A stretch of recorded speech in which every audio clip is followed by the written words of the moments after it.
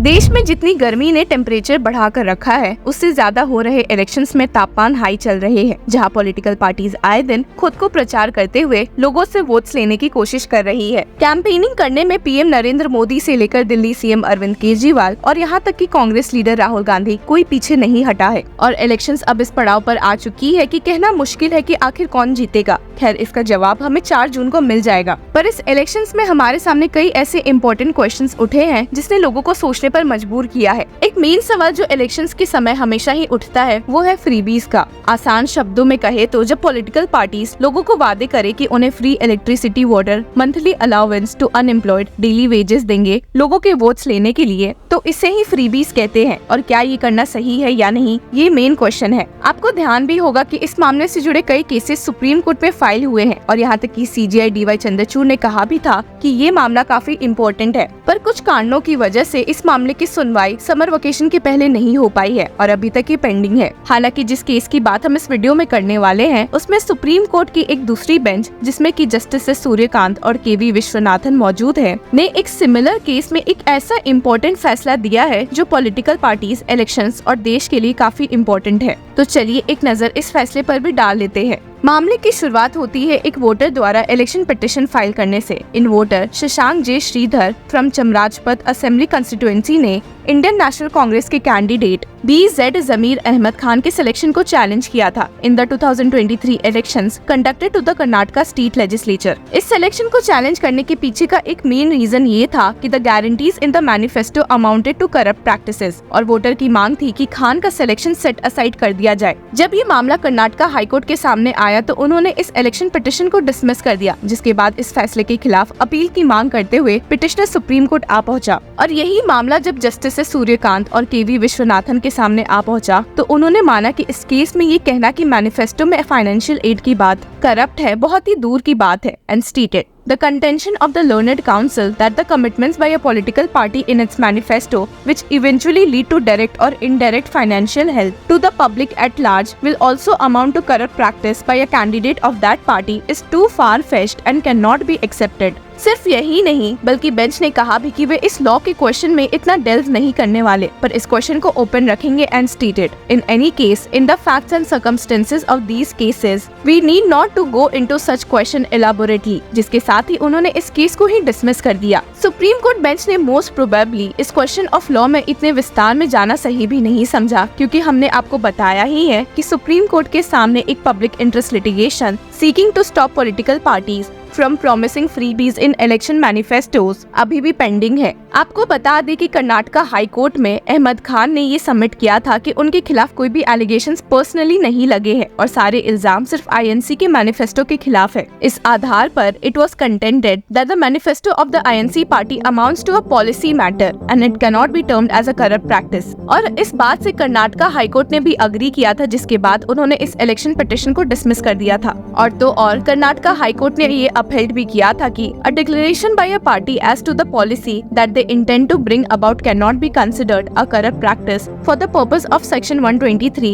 of the Representation of People's Act। इस बात को और बढ़ावा देने के लिए सिंगल जज bench of justice MI Arun ने एपेक्स कोर्ट जजमेंट का सहारा लिया था in case of S Subramaniam Balaji versus government of Tamil Nadu 2013, जिसमें ये कहा गया था कि the 5 guarantees of the Indian National Congress have to be considered as social welfare policies. Whether they are financially viable or not is altogether a different aspect. It is for the other parties to show as to how implementation of the said schemes amounts to bankruptcy of the state treasury, and it can only lead to malgovernance of the state. It is possible that they can be termed as wrong policies under the given facts and circumstances of the case, but cannot be termed as corrupt practices। और इन्हीं सारी बातों को ध्यान में रखते हुए Karnataka high court ने कंक्लूड किया कि इंडियन नेशनल कांग्रेस द्वारा दिए गए ये 5 गारंटीज सोशल वेलफेयर पॉलिसीज में कंसिडर होगी और ना ही करप्ट प्रैक्टिसेस में, जिसके साथ ही ये मामला समाप्त हुआ। अब क्योंकि यहाँ पर section 123 of representations of peoples act की बात हुई थी, तो एक नजर इस सेक्शन पर भी डाल लेते हैं कि आखिर ये कहता क्या है। Section 123 of the representation of the people act 1951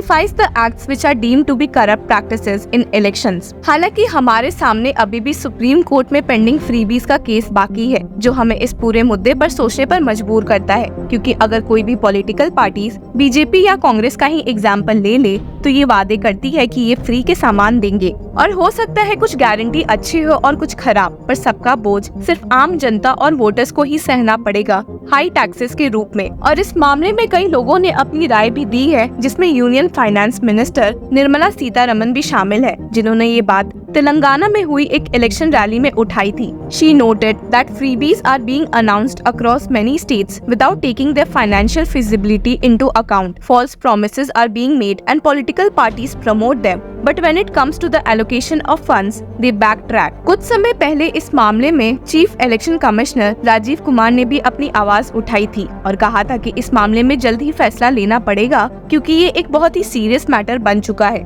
अब जैसा कि हमने कहा है कि पॉलिटिकल पार्टीज द्वारा प्रोमिसेस करना हमेशा टैक्स पेयर्स पर भारी पड़ता है, और इस मामले में एक्सपर्ट्स ने कहा है कि often the exact fiscal impact of election time promises on taxpayers may only be felt after about 12 to 18 months of the government being formed, by when the schemes have been fully implemented. Usually in promises के cost निकालना tough होता है, पर आपको बता दें कि एक recent report by SBI EcoRap on the arithmetic of the Karnataka budget estimated that almost ₹60,000 crore annually would be required to fulfill the 5 pre-poll guarantees of the ruling dispensation. इस रिपोर्ट में ये स्टेटेड था कि for the current fiscal rest of the year it is estimated that ₹35,000 to 40,000 crore is required to fulfill the guarantees, a part of which was already accounted for in the financial year 23 budget. In effect, the subsidy has been increased by ₹14,500 crore in financial year 24 compared to the financial year 23 revised estimate, primarily due to enhanced subsidy for energy and food supplies. तो जैसे जैसे साल बदलते रहेंगे वैसे ही पैसे भी और लगेंगे, पर सोचने वाली बात ये है कि अगर कोई सरकार अच्छे वादे करती है तो उस हिसाब से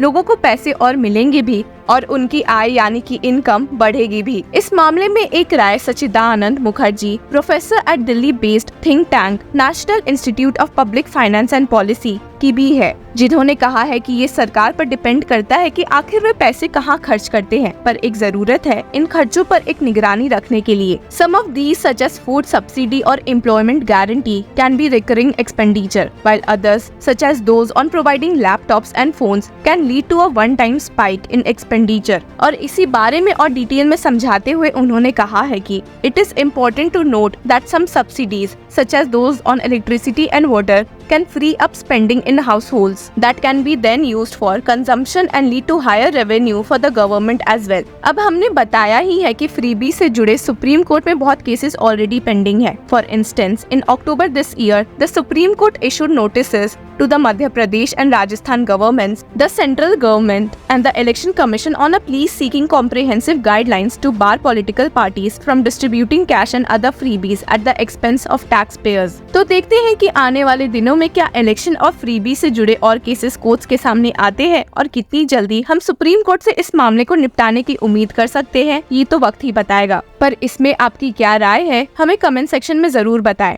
Until then, keep following law चक्रा।